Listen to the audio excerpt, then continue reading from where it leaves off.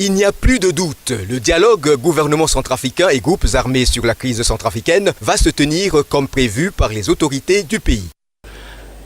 Aujourd'hui, donc, à l'issue de nos échanges, la date des rencontres entre le gouvernement et les groupes armés est fixée. Il s'agit du 24 janvier 2019 à Khartoum. Voici les grands résultats de cette rencontre et je me permets donc vraiment de remercier tous les membres du gouvernement qui sont venus là, le commissaire paix et sécurité et le secrétaire général adjoint des Nations Unies pour vraiment cette rencontre de Bangui qui va booster vraiment le dialogue dans le cadre de l'initiative africaine. Évidemment, cette rencontre qui va se dérouler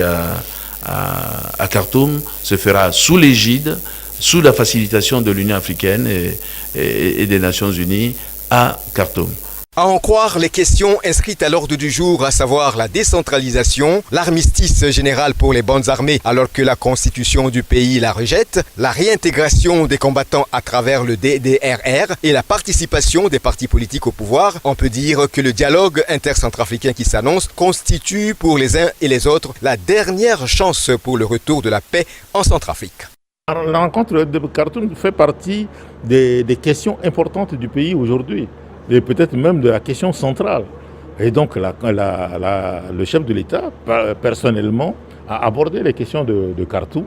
a donné le cadre dans lequel ces rencontres vont se tenir et a lancé des messages donc, par rapport à tous les acteurs qui vont aller à cette rencontre pour que cette rencontre donne des chances à la République centrafricaine de retrouver